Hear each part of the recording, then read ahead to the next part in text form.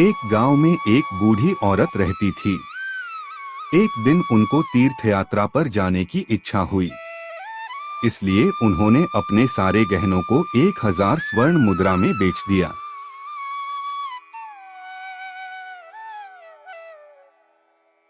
अरे वाह! आखिर आज मेरे जिंदगी भर की मेहनत काम आई।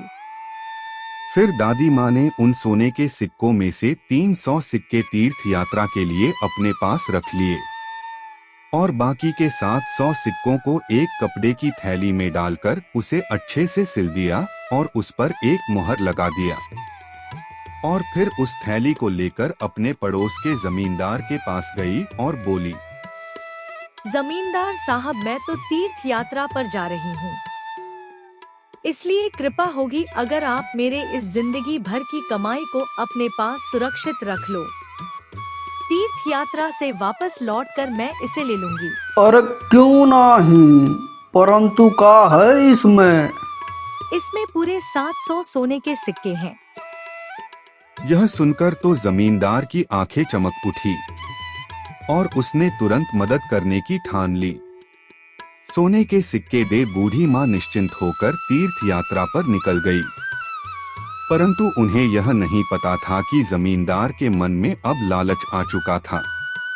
और फिर कई महीने बाद जब बूढ़ी माँ तीर्थ यात्रा से लौटी तो जमींदार के पास जाकर अपने सोने के सिक्कों की थैली मांगी।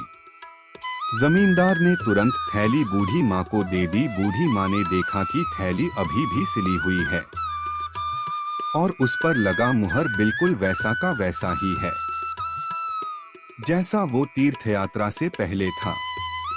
उसने जमींदार का धन्यवाद किया और वहां से चली गई। घर जाकर जब उन्होंने थैली खोली तो दंग रह गई। थैली में तो सोने के सिक्कों के बदले लोहे और तांबे के सिक्के पड़े थे। बूढ़ी माँ तुरंत जमींदार के पास पहुंची और बोली, जमींदार, तुमने मेरे साथ बेईमानी की है। इस थैली में बंद सोने के सिक्के कहाँ गए? ई का बक रही हो तुम? हमको क्या मालूम ई थैली में क्या था। जैसी थैली तुम हमको दी थी वैसी ही थैली हम तुमको दिया हूँ। देखो, सिक्के भी वैसे ही हैं। एक तो हमने तुम्हारी मदद की, ऊपर से इन लोहे के सिक्कों के लिए तुम हम पर इल्जाम लगावत हो। छी छी छी धुत। बूढ़ी माँ समझ गई कि जमींदार के मन में पाप है, इसलिए उन्होंने बहस करना उचित नहीं समझा और वहां से चली गई। फिर वो सीधा राजा के यहाँ पहुंच गई और राजा से न्याय की गुहार करने लगी। ये मामला तो बेहद पेचीदा है। अगर सिलाई टूटी नहीं, सिक्का निकला नहीं, तो फिर इसमें से सोने के सिक्के कैसे गायब हो सकते हैं? मंत्री जी, अब आप ही इस समस्या का समाधान निकाल सकते हो। देखो कौन सच्चा है और कौन झूठा। फिर मंत्री जी ने बूढ़ी माँ से पूछा, माता जी, उस थैली में सिक्के थे, इसका सबूत है तुम्हारे पास? जी हाँ मालिक, मैंने अपने सभी सिक्कों पर एक छोटा सा निशान लगा दिया था। फिर बूढ़ी दादी ने अपने बचे हुए सिक्कों में से एक सिक्का निकालकर दिखाया और बोला, ये देखिए मालिक, ये निशान इतना छोटा है कि गौर से देखने पर ही पता लगता है।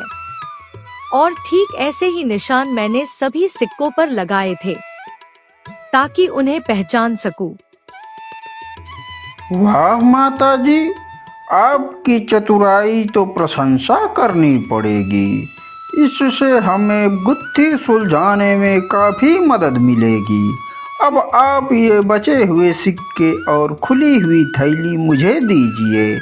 मुझे उम्मीद है कि आपको इंसाफ जरूर मिलेगा। बूढ़ी माँ थैली मंत्री को सौंपकर वहां से चली गई। फिर मंत्री जी ने वैसी ही कुछ थैलियां मंगाकर उनमें छेद कर दिया और फिर उन थैलियों को एक एक कर राज्य के प्रसिद्ध दर्जियों के यहाँ सिलाई करने के लिए भेज दिया।